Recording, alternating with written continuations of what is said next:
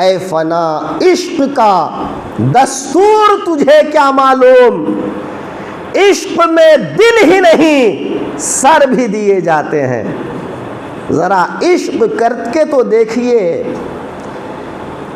ہزاروں شہیدان محبت جو اپنا سر کٹا دیتے ہیں وہ اسی عشق کی بدولت سر کٹا دیتے ہیں۔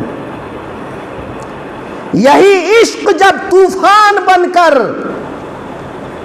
سینے میں مچلنے لگتا ہے تو 6 مہینے کے علی اصغر کو اللہ کی راہ میں شہید کر دیتے ہیں اور کہتے ہیں مولا اگر تجھے میرا یہ حقیر سا نذرانہ قبول ہے تو میرے لیے صحیح نصیب کی بات ہے، یہ میرے نصیب کی بات ہے، یہ عشق ہی تو ہے۔ تو عشق پیدا کیجئے اپنے اندر۔ آپ کہتے ہیں ہم تو عاشق ہیں اور 5 وقت کی نماز نہیں پڑھی جاتی، نماز کے لیے وقت نہیں ملتا، پھر یہ کیسا عشق ہے؟ جھوٹا عشق ہے۔ سچا عشق پیدا کیجئے۔ حضرت نظام الدین اولیاء رحمت اللہ علیہ کو سبھی جانتے ہیں۔ حضرت احمد جام چشتی رحمت اللہ علیہ کا ایک شعر پڑھا گیا، کشت گانے خنجر تسلیم را ہر زماں از غیب جانے دیگر است۔ جو تسلیم و رضا کی خنجر سے شہید ہوتے ہیں اللہ ہر آن اسے غیب سے ایک جان عطا کرتا ہے۔ جب شاعر نے یہ شعر پڑھا تو حضرت نظام الدین نے پہلے مصرے پر جان دے دی، دوسرا مصرع پڑھا اٹھ کے بیٹھ گئے۔ یہ سلسلہ 5 دن رات تک رہا۔ جب پڑھتے تسلیم و رضا کی تلوار سے جو شہید ہو جاتے ہیں تو اپنی جان آفری کی بارگاہ میں سونپ دیتے، اور جب یہ پڑھا جاتا کہ ہر آن غیب سے اسے ایک نئی زندگی ملتی ہے تو بیٹھ جاتے۔ 5 دن رات یہ کیفیت رہی۔ اب لوگوں کو سمجھ نہیں آ رہا تھا کیا کریں۔ اتنے میں ایک اہل دل بزرگ آئے اور انہوں نے کہا پہلا مصرع پڑھو دوسرا مصرع نہ پڑھو۔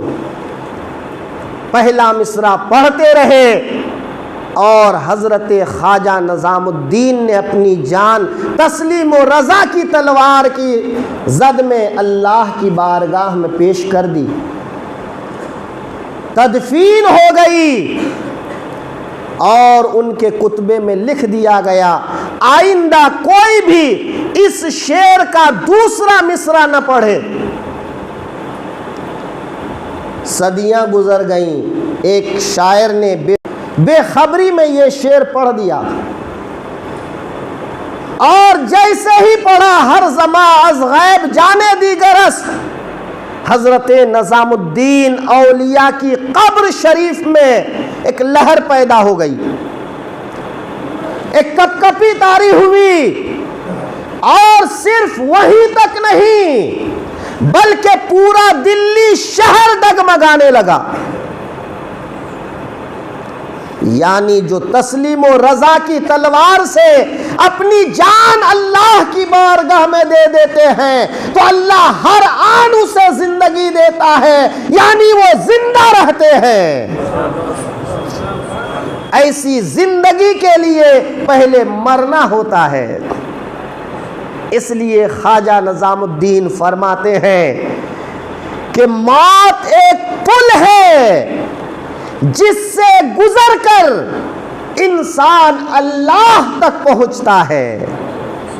تو اللہ تک پہنچنے کے لیے اپنے نفس کو مارنا ہوگا، اپنی خواہش کو مارنا ہوگا، اپنے لیے وقت نکالنا ہوگا، کم از کم 5 وقت کے لیے 5 نماز کے لیے وقت نکالیے، اتنی قربانی تو دیجیے۔